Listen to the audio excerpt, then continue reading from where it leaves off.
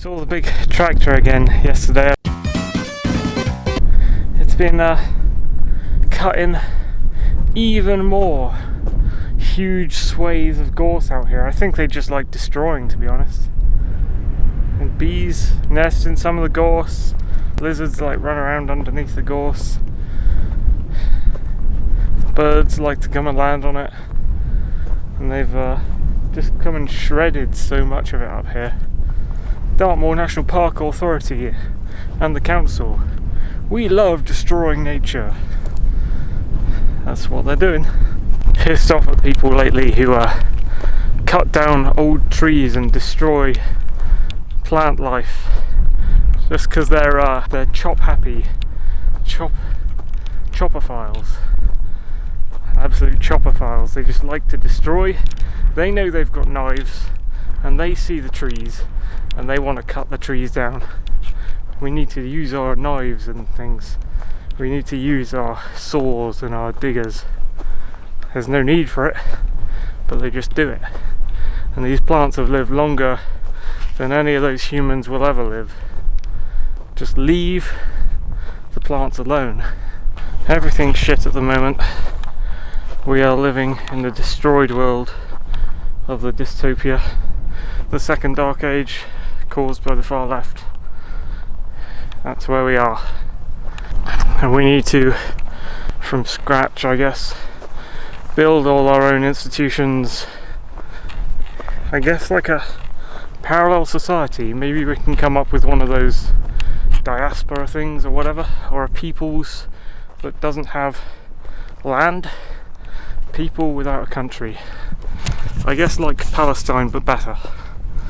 Yeah. Our own nation of people who need their own land and independence and have their own beliefs. Yeah. Maybe we can do something like that. Live parallel. Be who we are. Don't accept anyone treating us shit for who we are. Sun's up there. Gonna lens it onto my camera if I'm not careful.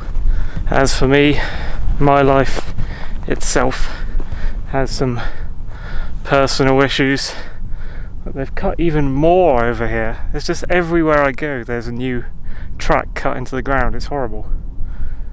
Ugh. Anyway, yeah, I got personal things in my life I can't solve.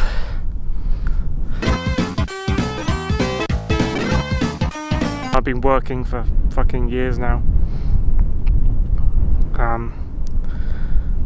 Always put the money into trying to get somewhere better. And I mean, I've got job hunted all my life, and I've never found anywhere that would take someone with my personality.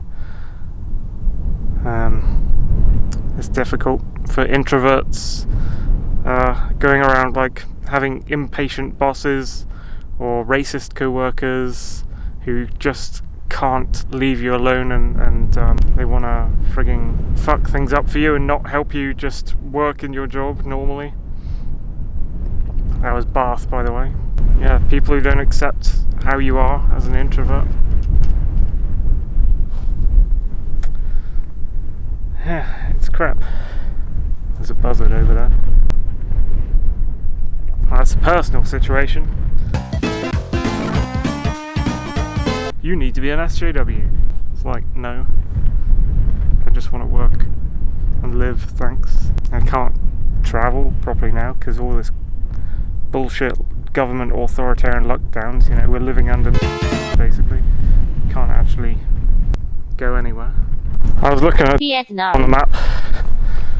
There's a customer who came in the shop, or a couple of customers said they might be walking buddies for me out on Vietnam. Maybe. Fingers crossed. Just helps me get by car to access more places and Vietnam. Walk more. So it's some kind of trip at least. It's not travel because I live on Vietnam. So it's not travel or anything. But it'd be good to explore around here. I was looking on the map and was looking, you could get up near Whitehall, which is over there. Get to Whitehall. And there's a track around the back of it, I didn't realise. goes past it's actually the track that goes past the Longstone or the Langstone, and it's not a very easy to see track, just kind of merges with the landscape a lot, but if I can keep on it, it'd take me all the way to the Bear Down Tours, which is just across the river from where I had that date with May at Wistman's Wood and the Lesserford Tours. Would have been fantastic, would have been good, because we could have all been in a much better place.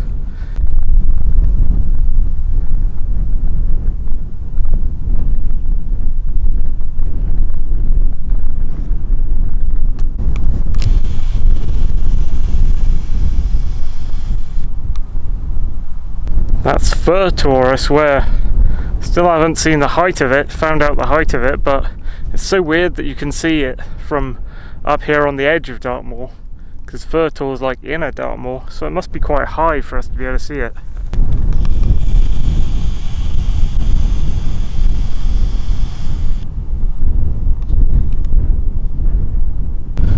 Yeah, this would be a nice place to camp, flatness wise. Look at this. Pretty flat, but I'm sure people walk on these quite a lot. I've got a lot to talk about that I'm internalising because of the free speech thing. So many things are suppressed that we can't say, so there's so much I can't say, so much I can't do. Britain is not a free country now, we're ruled by the authoritarians, so we got to live under this fucking crap for years now, and there's no clear way out. It's horrific. I don't know how to live in a system like this. Maybe there's a way. I have to look around, try and find something that accepts people like me. Oh, lovely Great Links.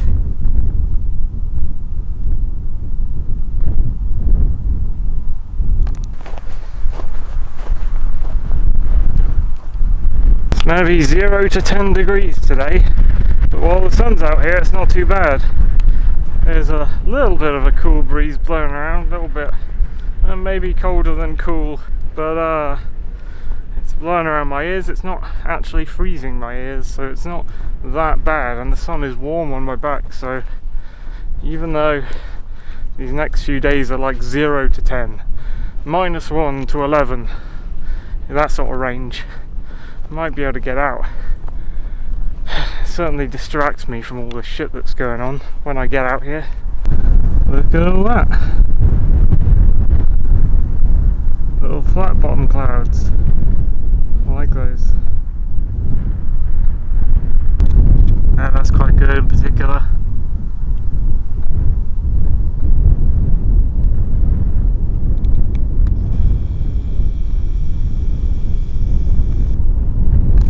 I'm a documenting type of guy, and there's so many things in life that you can't document or capture or express. Like, there's so many feelings that you can't, like, you don't have the tools to explain them to people. Like little inklings and things, and you want to capture them and remember them and communicate them to like-minded people if you can find them, but no one really finds them. Like, I was on the bus the other day, and it was a weird bus. It was a different bus I hadn't been on before, and they have those poles, and the shape of the curved pole in front of me and the shape of the seat was strange, and it formed this kind of space that I hadn't been in before. You imagine being on a submarine or on a spaceship or something. Like, different spaces and different shapes are meaningful to humans and animals, and they create sort of micro worlds, and you can do different things with them, and they fit the body in different ways, and you can use your sight through them in different ways. Like, there was a pole, there was like a seat and a pole, and the pole was curving in a weird way, and there's space that way where light was filtering in. There's space up there where light was filtering in, and different people on the bus's attention was focused in different ways, and then it was a sort of, the frame of the bus in front of me was a sort of composition, I guess, like you're composing a photo, dividing, like with a comic book border, these people there and this area here. It's like so many tiny things that they just fly past you in life like that, and you want to record them and express everything that's good about them, or at least I do. And I kind of wish other people just wanted to communicate. Like, so many people feel like their own communication ability fails them, and so they just give up.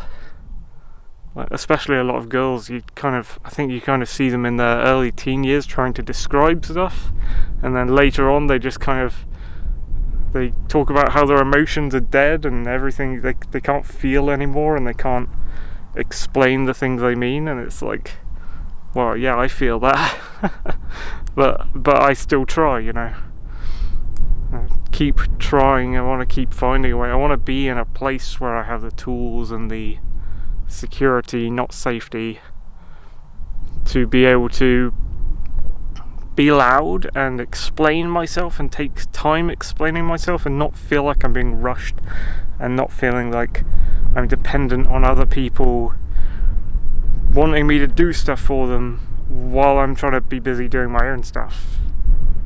Yeah, so it's hard. We need to be able to express ourselves, and it's difficult. Need to get off social media, that's probably part of the problem.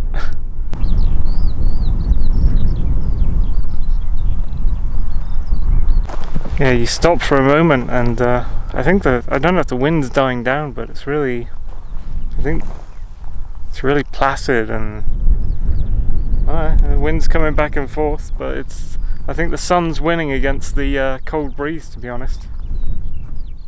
It's really placid and easy to think out here. There's some larks, I think, whistling around me. I can't see where they are, but they're around here. Oh, I think there's one up there. He's up there. I saw him.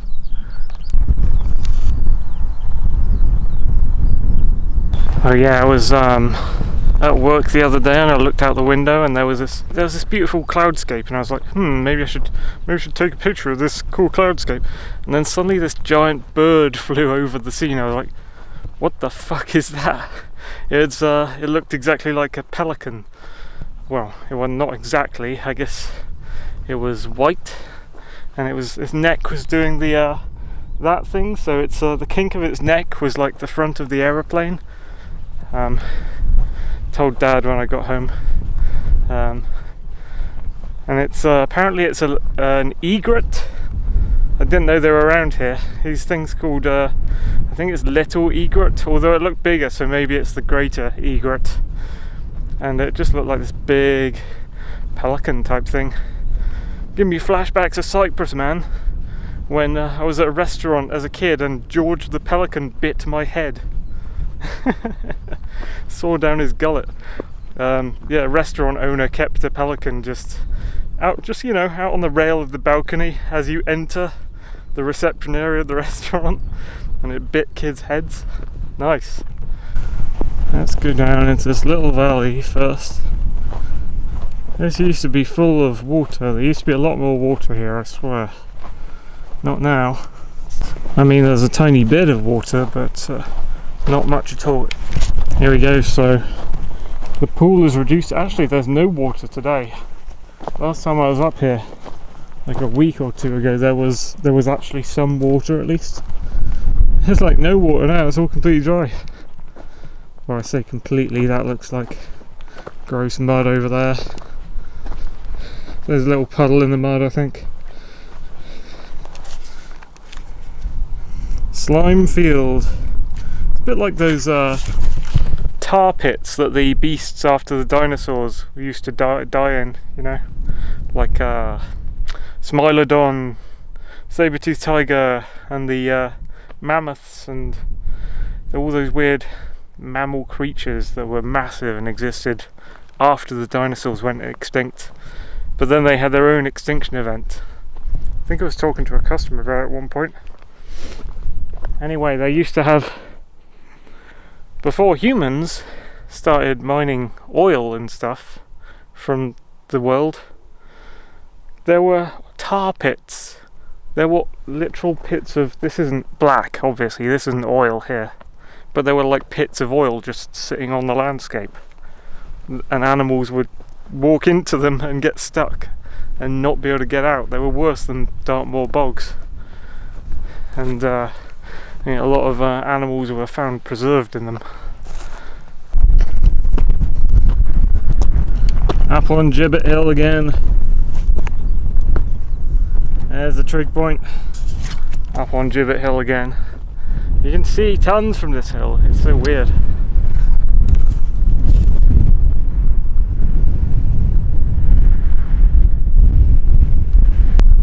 Here we are again.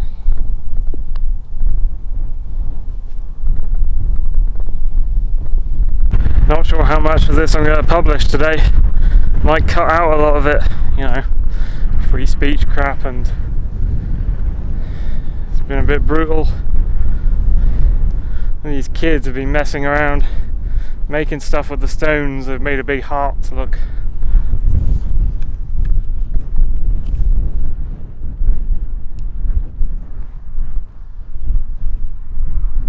The disgusting thing is about that, one time at the start of the coronavirus bullshit, I came out here and there was an NHS thing written out of stones. That's that's fucked up, basically. Don't want to see that on the countryside at all. It's indoctrination and propaganda. Don't need to see that out here. You're trying to get your mind off politics, and it is politics. Here we are. Look, Digger didn't have to cut this bit down here because it's already getting short for spring. At some point it'll reach summer and that will bloom out green, I think. Big green bushies. Not yet though. Does anyone say matter anymore? I think part of the problem is, and this is nothing to do with Bill Gates, because I fucking hate Bill Gates and I don't agree with what he's done. I don't agree with the solutions, but I do believe in overpopulation. I think the over is the contentious part. That's the, how I define the over and overpopulation is, yes, there are too many people being born into the world. 4 births every second. Are you sure? I do not think we have enough houses and jobs and everything for that. So, another free speech thing. I'm talking because I feel like I'm miles from anyone, so that might change if someone comes up here, because this is a landmark. Look at this gorse bush. It's a swan. Look at that. Look at that. Still feels like a bit of a ghost town. This is a main road down there on a Tuesday, daytime. It's 4 o'clock. There's not much on it.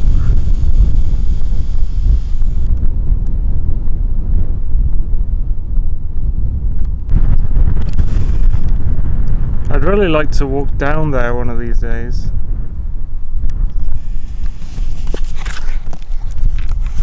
I know there's nothing particularly down there, but it just looks like a nice walk, just to go down to the corner and then up again. I suppose you could use that place to access Willsworthy Ranges. You could also cross towards Wheeldjewel Reservoir. Be quite fun. Here we go. I'm on a diet thing now. I'm doing toast week. So I got some apples, I got some peanut butter toast. I'm basically having that for dinner. Hopefully every day, but I don't think I think I'm probably going to have a couple of snacky things over the top of that, but I'm going to try and persuade myself to put those down, or to gradually whittle that down so there's less snacky things and I'm just having the toast. and remove this chubby bulk that I've been gaining recently. I've been skinny through most of my life, but I'm getting overweight these days. Maybe it's lockdown, maybe it's not. I don't know. I need to walk on the moor more as well. I quite like using buses. Another reason I've never got a car is that I'm quite happy with buses and trains when they're working, which in lockdown they are not.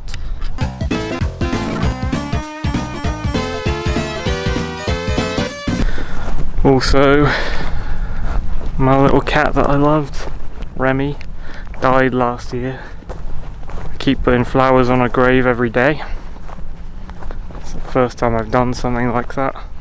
I think I was too young and a stupid kid to know to behave like that when my previous 2 cats died.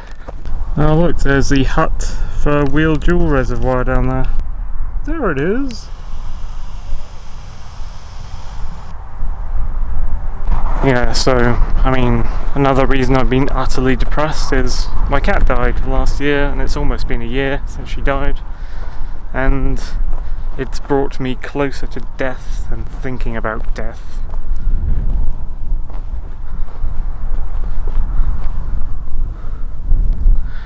Which I don't like to think about because it gets you to what I call the killer thought. Not as in being a killer or anything. But it's the thought that kills you if you think about it, is ironically thinking about your own death. So I try to distract myself from it. I just remembered where we are. I mean, I looked at that, it's quite colourful actually. And then down here, and they've cut all these tracks and shit, but this bit mostly looked like this. When my tent got destroyed, my previous tent got destroyed in the massive rainstorm at night, I trudged down here in that rain, and it was really enjoyable actually, really beautiful. And this ground here was just liquid.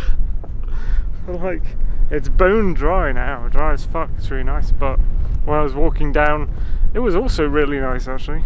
I was walking down in the rain after deciding to leave the moor after my tent got destroyed in the night, trudging through the rain. There was like orangey glare in the sky. It was black night, but there was like orangey mist through the rain, and felt quite content in a way, just completely soaking wet. Like my shoes were full of water like buckets. I was trudging down here and all of the rain was just pouring harder than anything onto this hill, and this was basically a river. Like I was walking down a river to get back down into the towns and villages. That was a fun experience though. Someone was complaining on my video, oh, I hate your video because you talked about it and you didn't film it all. Dude, I couldn't fucking film that. I was exerting myself so hard when I was taking the tent down. I was freezing cold at the top. Everything was so waterlogged that, dude, the camera would fucking fail. I don't have a waterproof GoPro or anything. My camera would fucking die if I filmed any of that. I didn't film any of it. And it was too dark. God.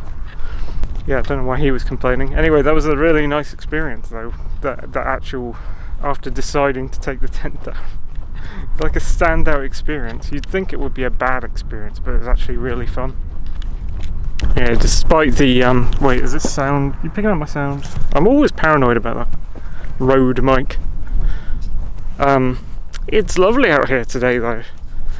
That slightly cold breeze is not actually detracting anything from this glorious, look at that, it's mostly blue sky actually. There's hardly any clouds around. They're quite nice little flat bottomed bubblies.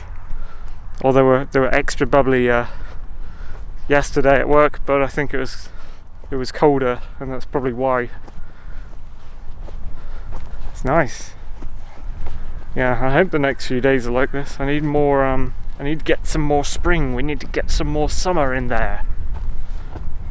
Do what we can with it, even though we're crushed down to a tiny little living space. Like Genie, I guess, in the lantern, in Aladdin. Tiny little living space. That's us. Alright folks, we're getting off this hill now. I'm going to walk through all the towns and villages. Been nice talking to you. This has been a getting random crap off my chest video. Don't know how much of it is going to go on the internet. We'll see. Catch you later.